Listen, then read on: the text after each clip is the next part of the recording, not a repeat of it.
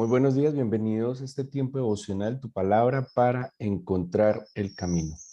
Hoy es 3 de octubre del 2022 y vamos a continuar con la lectura de la Biblia en un año con el libro de Esther, capítulos 1 al 4. Esther, capítulos 1 al 4.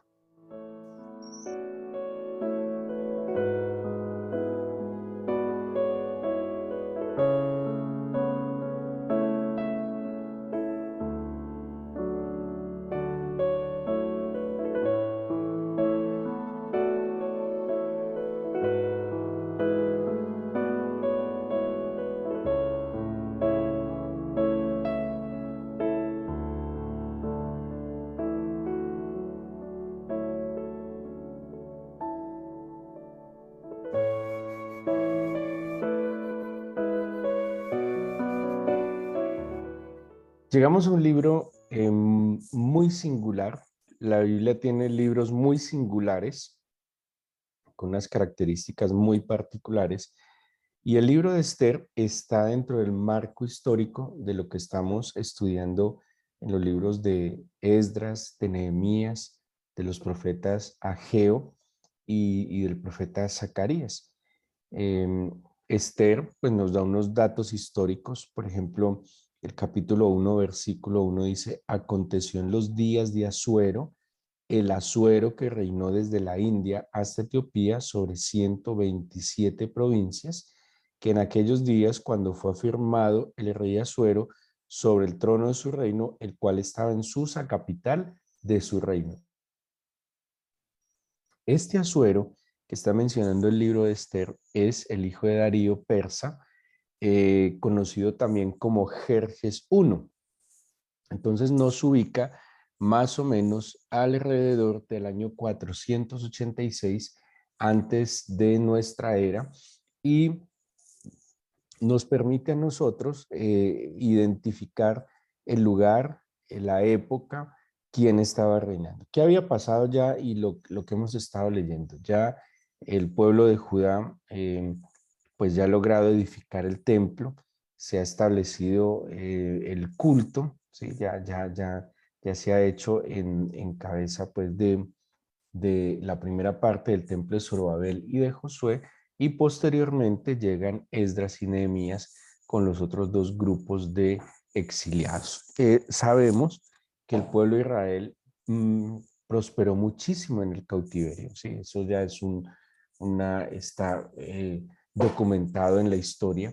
Es una época pues contradictoria. ¿En qué sentido? En que ellos fueron llevados cautivos a Babilonia, que posteriormente fue tomado por el imperio medo-persa. Ellos prosperaron, tal vez siguiendo lo que el profeta Jeremías les anunció cuando les decía que construyeran, que edificaran, que tuvieran hijos, que se casaran. Y durante muchos años los judíos estuvieron en Persia y de allí se le atribuye la máxima producción intelectual de lo que respecta a la religión judía. Escritos como el Talmud, la misma organización del canon del Antiguo Testamento se atribuye a esta época. El libro de Esther es un libro, les decía, muy singular. Entre sus singularidades está que no menciona expresamente en ningún momento a Dios. A diferencia de otros libros donde se ve claramente o expresamente la intervención del Señor, ya sea a través de sus mensajeros, ya sea a través de una oración directa o un mensaje divino por medio de los profetas. No, aquí no se menciona a Dios para nada, pero el hecho que no sea mencionado no quiere decir que no esté presente en todo este relato que nos cuenta el libro de Esther. El libro de Esther es el segundo libro en la Biblia, además, que tiene, pues, em, digámoslo así, un nombre femenino. El otro libro es Ruth, y ambos muy importantes y determinantes en la historia del Antiguo Testamento. Ruth, que era moabita, o sea, una mujer ajena, extranjera al pueblo de Israel, que se va a convertir en la bisabuela pues, del nada más y nada menos que el rey David, el hombre más importante, bueno, dentro de la monarquía para el pueblo de Israel, el caudillo libertador para el pueblo de Israel. Y aparece pues la historia de Ruth, que ya la hemos estudiado, que también es extraordinaria. Y el otro libro con nombre femenino es Esther. No quiere decir que no haya habido más intervenciones sobresalientes de mujeres, muchísimas.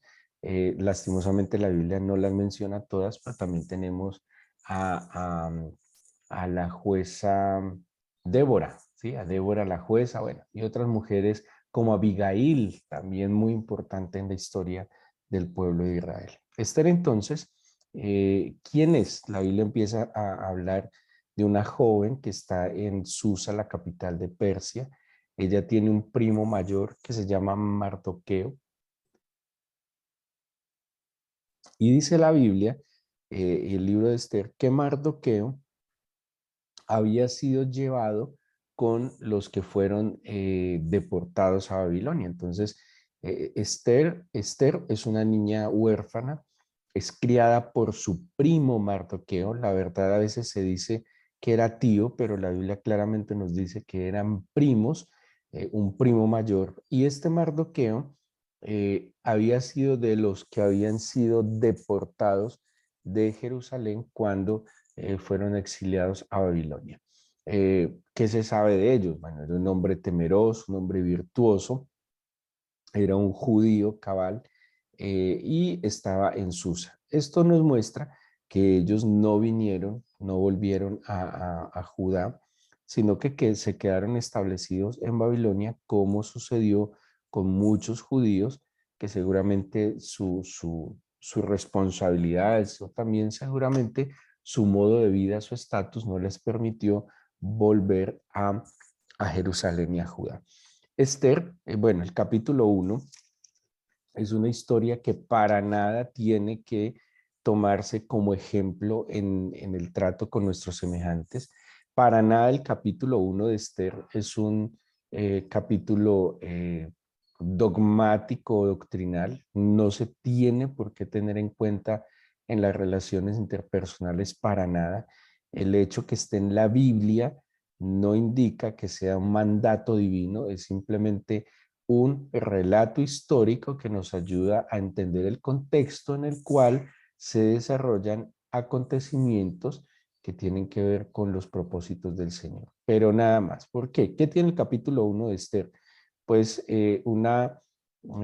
pues está el rey Asuero que hace un banquete que dura casi 3 meses, que después de ese banquete hace otro banquete que dura más de una semana y en medio del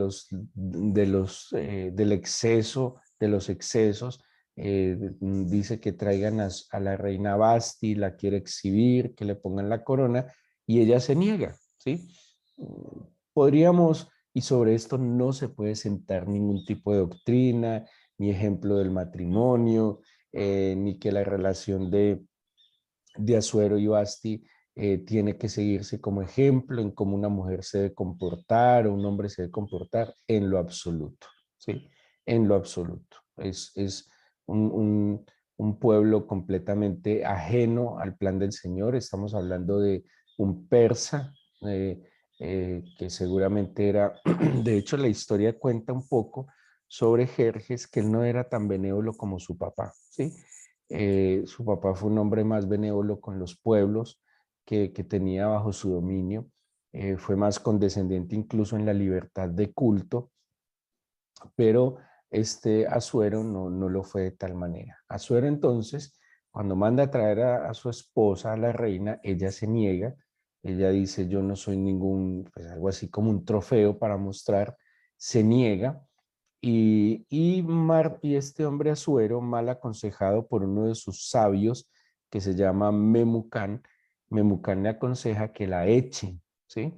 Y que saque un decreto, que todas las mujeres deben someterse a los hombres. Bueno, de ninguna manera, insisto, es un capítulo ojo, ni el machismo ni el feminismo es del Señor. O sea, eso queda completamente descartado, porque si el Señor es el juez justo y Él nos enseña de justicia, de equidad, de verdad, de amor, de misericordia, ¿cómo podríamos pensar por algún momento que el Señor sea machista o sea feminista? Ojo, la Biblia tiene unos relatos históricos que nos muestra personas machistas y seguramente en algún momento feministas, pero no quiere decir que ese sea el plan del Señor. Aquí vemos completamente un machismo atroz, anulando la mujer, despreciándola y tomando pues obviamente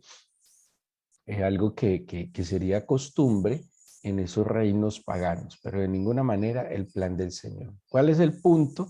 Pues esta reina es sacada, esta reina es exiliada y en medio de esa situación, pues se va a dar una oportunidad, no solo para Esther, sino que se va a dar una oportunidad para el pueblo de Israel. El capítulo 2 a mí me parece que el libro de Esther tiene unos componentes sociopolíticos muy particulares, muy particulares. Cuando hablamos de política, no necesariamente estamos hablando de la politiquería y de lo que nosotros lastimosamente tenemos que ver, esa payasada constante que tenemos que ver a diario, sino que estamos hablando de lo que tiene que ver con el gobierno, con la dirección de los pueblos, y la Biblia sin duda alguna sí habla constantemente de eso, incluso de cómo debería desarrollarse adecuadamente ese ejercicio de la administración pública. En el capítulo 2 hay una especie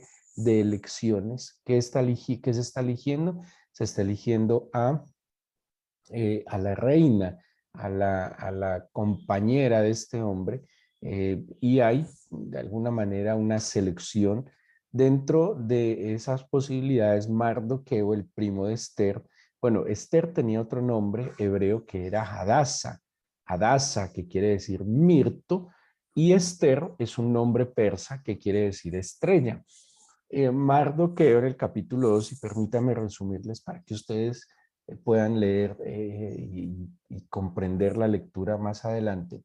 En el capítulo 2, entonces, Mardoqueo prepara a su prima, perdón, para que pueda ser dentro de las mujeres escogidas para ser la reina. Eso es lo que pasa en el 2. Esther no declara en ningún momento cuál es su origen.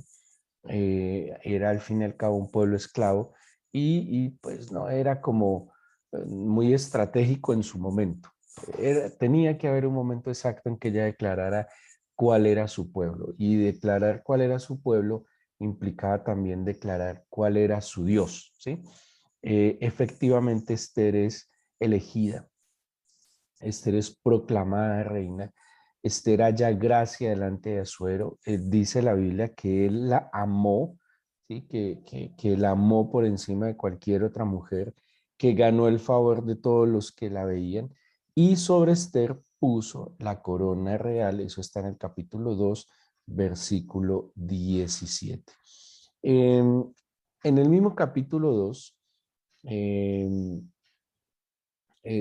llama la atención el versículo 20, dice: Esther, según le había mandado Mardoqueo, no había declarado su nación ni su pueblo, porque Esther hacía lo que decía Mardoqueo, como cuando él la educaba. Bueno, algo muy importante. Esther tuvo un buen mentor, ¿sí? Y, y en la vida hay que tener buenos mentores. En muchas áreas de la vida hay que tener buenos mentores, y el mentor definitivamente va a dar y a ser consejero en muchos asuntos de la vida. Todos de alguna manera y en algún momento necesitamos un mentor, y el Señor, y cuando nosotros nos ponemos en la mano del Señor, el Señor primero, claro que sí, Él es nuestro mentor, pero el Señor también nos va a rodear de personas que le aportan a nuestra vida, a nuestro crecimiento, a nuestro desarrollo. Mardoqueo fue una bendición para Esther. Él la educó, él la orientó, él la dirigió, y Esther tuvo la disposición de ser una buena discípula, de seguir las disciplinas, las instrucciones de su maestro, y pues miren hasta dónde la llevó, ¿sí? Cuando alguien goza y tiene la fortuna de un buen mentor, pero además es dispuesto a ese consejo, pues vamos a ver resultados muy positivos y esto lo vemos claramente en Esther. Em, Dice que Mardoqueo denuncia al final del capítulo 2 un complot contra el rey Asuero y, pues así quedó. Había un plan para matar a Asuero y Mardoqueo lo denuncia y pues eso queda simplemente escrito en las crónicas de los reyes. En el capítulo 3 aparece un personaje en escena llamado Amán. Amán va a ser como el personaje malo de esta novela. Bueno, Asuero tampoco era muy bueno, ¿sí? Hay que tener en cuenta que Asuero no era un alma de Dios, Asuero no era un hombre muy bueno, era impetuoso, era voluntarioso, era manejable también, era violento. Asuero no era un gran hombre y tenía dentro de sus sabios cercanos un hombre llamado Amán. Este Amán, un hombre altivo, soberbio, gozaba del, digámoslo así, del beneplácito del rey, tenía un lugar importante. Y cuando este Amán salía, la gente se inclinaba ante él, ¿sí? Era casi como un primer ministro, ¿sí? Para poder ilustrarlo de alguna manera. Pero dice que todo el mundo se inclinaba a él, pero Mardoqueo, dice el capítulo 3 versículo 2 dice, todos los siervos del rey que estaban a la puerta se arrodillaban y se inclinaban ante Amán, porque así lo había mandado el rey, pero Mardoqueo ni se arrodillaba ni se humillaba. Y esto empezó a generar un fastidio y enojo en la vida de Amán, ¿sí? Porque el rey Asuero lo había engrandecido, todo el mundo le rendía pleitesía. Esto parece de verdad, eh, no sé, el Congreso de la República, bueno, la politiquería que vemos nosotros hoy con esa humillación y esa adulación que se ve constante en este medio de corrupción. Y este tipo era perverso, pero tenía poder. Y en este mundo también al que tiene poder, así sea un perverso, la gente se le inclina por un favor, ¿sí? Por un puesto, por una coima, bueno, como le queramos llamar. Pero Mardoqueo tenía claro que solo uno era digno de adoración, de culto y de reconocimiento, y ese era el Señor. Así que Mardoqueo firme no se iba a humillar. Y esto enojaba muchísimo a Amán, ¿sí? Porque pues no solo no se humillaba ante él, sino que pues Amán no era nadie, perdón, Mardoqueo no era nadie, era un esclavo, ¿sí? Era un cautivo, este que se creía que ante la grandeza de Amán no se inclinaba. Eso se convirtió entonces en la piedra en el zapato de Amán. Amán era feliz, pero cuando veía a Mardoqueo que no se inclinaba ante él, se llenaba de enojo, de ira y de malestar. Amán entonces empezó a tramar, a planear algo en contra de Mardoqueo. Esto es muy tenaz porque cuando el odio, cuando el enojo, cuando los resentimientos llegan al corazón y al alma, no se mide de ninguna manera las consecuencias. Y todo el odio de Amán era en sí solo hacia un hombre, hacia Mardoqueo. Pero este odio lo lleva a procurar la destrucción de todo un pueblo, ¿sí? De todo un pueblo que en este momento también era un pueblo que creería yo le ha aportado a los persas. Pues es un pueblo inteligente, preparado, es un pueblo que a donde iba prosperaba y en este caso no era el caso, no era un caso diferente y él estaba dispuesto a destruir todo un pueblo por el odio que sentía por Mardoqueo. Dice entonces el capítulo 3 versículo 7 en el mes primero, que es el mes de Nisán, en el año duodécimo, Asuero, del rey Asuero, fue echada por, esto es la suerte, delante de Amán, suerte para cada día y cada mes del año, y salió el mes duodécimo, que es el mes de Adar. Y dijo Amán al rey Asuero: hay un pueblo esparcido y distribuido entre los pueblos en todas las provincias de tu reino, y sus leyes son diferentes de todas las de todo el pueblo, y no guardan las leyes del rey, y al rey no le beneficia dejarlos vivir. Si place, decrete el rey que sean destruidos, y yo pesaré 10,000 talentos de plata a los que manejan la hacienda para que sean traídos a los tesoros del rey. Mire lo que está haciendo Amán. Está sobornando al rey para que tome y haga un decreto. Le está diciendo, mire, hay un pueblo malo, ¿sí? Hay un pueblo que tiene otras leyes que no se sujeta. ¿Cuáles leyes tenía el pueblo? Pues las leyes, la Torá, las instrucciones, lo que el Señor les había dado a través de Moisés. Entonces dice, pues yo le ofrezco 10,000 talentos del tesoro de la hacienda, o sea que es este tipo, tal vez no sé, sería el ministro de Hacienda, se me ocurre, y le está ofreciendo una coima, dinero, para que firme un decreto. Esto es impresionante, ¿sí? O sea, le untó la mano para que firmara un decreto que en últimas para nada afectaba, bueno, sí afectaba al rey, pero lo que le importó al rey fue que le untó la mano. ¿Siguen cómo se ve corrupción hasta en ese tiempo? Muy bien, bueno, se echaron suertes, que salió el mes de Adar, el mes 11, y ese día el decreto decía que todos los judíos debían morir, ¿sí? Era un decreto real, por eso de aquí se va a celebrar la fiesta de Purim. Purim es el plural de Pur, y Pur es suerte. Entonces de aquí va a salir esa fiesta que se llamará la fiesta de las suertes o fiesta de Purim. Muy bien, entonces sale el decreto, eso es el capítulo 3. Dice el versículo 13: fueron enviadas cartas por medio de correos a todas las provincias con la orden de destruir, póngale mucho cuidado a esto, que esto parece lo que dice Juan 10:10, destruir, matar y exterminar a todos los judíos, jóvenes y ancianos, niños y mujeres, en un mismo día, en el día 13 del mes 12º, que es el mes de Adar, y de apoderarse de todos sus bienes. Impresionante, esto parece un decreto de un gobierno corrupto. Obviamente es un decreto de un gobierno corrupto. Mire lo que está proponiendo: destruir, matar y exterminar. ¿A quiénes? Jóvenes, ancianos, niños y mujeres en un mismo día, en el día 13 del mes 12º. Dice además, y de apoderarse de todos sus bienes.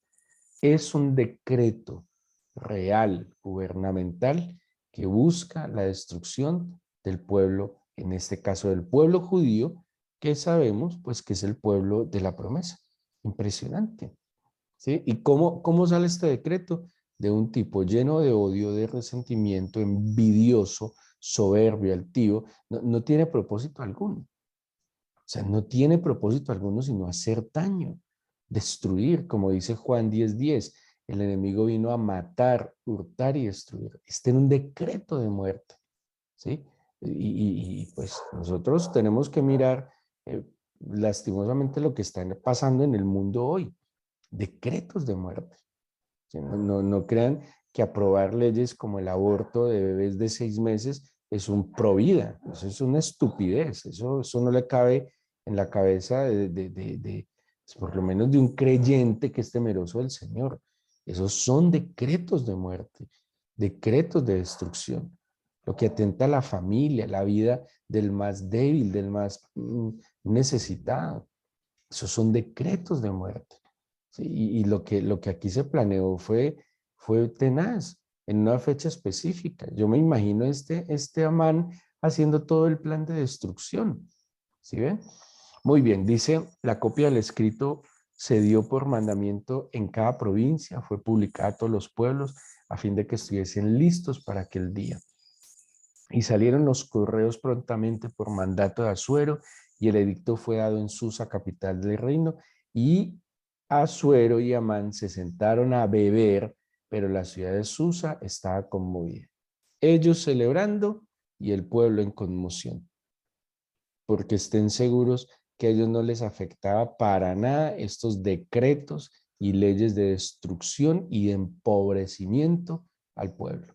Ellos seguían bebiendo, ellos seguían disfrutando, ellos seguían gozando. Muy tenaz, muy triste. Bueno, ¿cuál debería ser la reacción entonces del pueblo del Señor? Llorar, resentirse, lamentarse, llenarse de odio, de queja,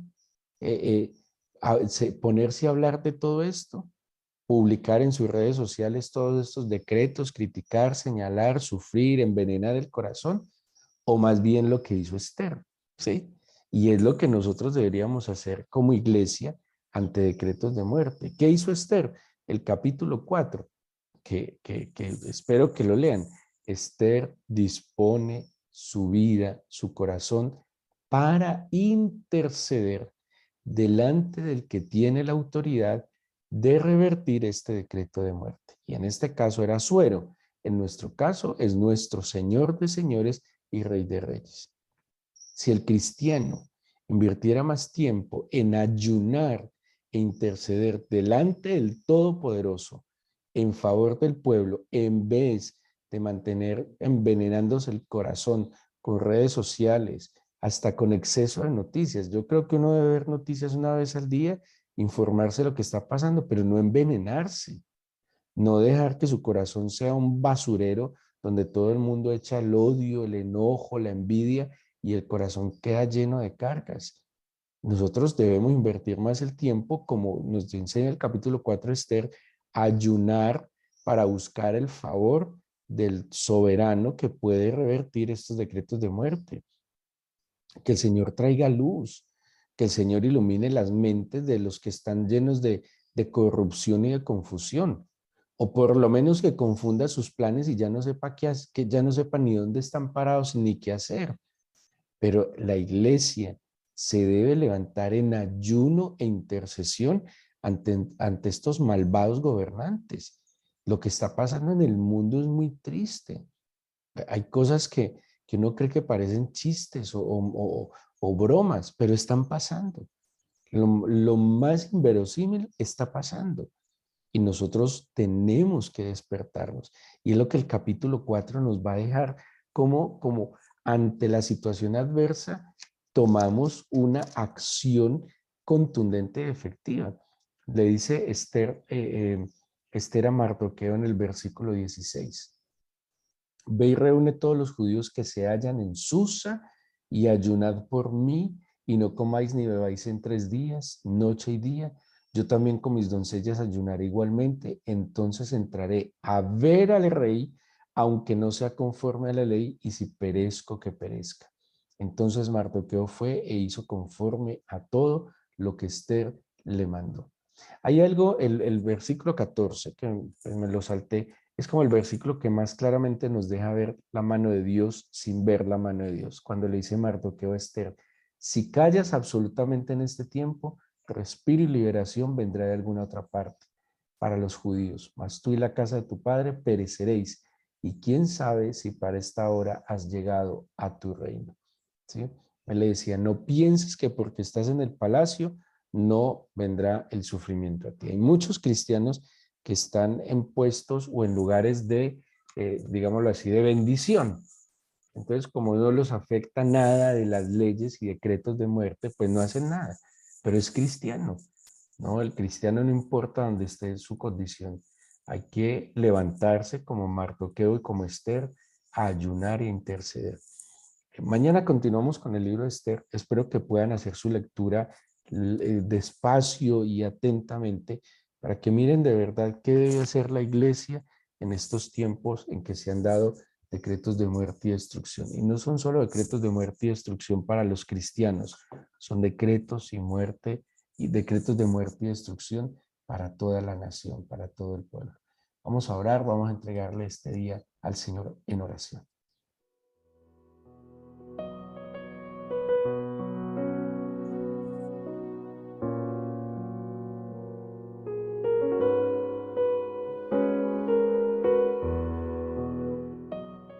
Quiero pedirte, Padre amado, que tomes el control de este nuevo día y de esta nueva semana. Te pido que nos bendigas a nosotros, nuestra familia, a nuestros amigos y cercanos. Quiero pedirte que pongas en este momento tu mano de sanidad sobre aquel que esté quebrantado de salud. Te pido que sanes, Señor, la enfermedad que causa esta dolencia. Y que si esta enfermedad, Señor, se ha convertido también no sé, en un refugio. A veces la enfermedad para muchos es un refugio. Te pido que mudes el corazón de tus hijos para que crean que tú les puedes liberar y les puedes sanar. Te encomendamos esta semana, te pedimos que guardes nuestra entrada, salida, que tu mano poderosa esté sobre nosotros, sanando, liberando y santificándonos. Gracias por tu palabra. Gracias, Señor, por tu Espíritu que nos guía y nos acompaña cada día. En el nombre de Jesús. Amén.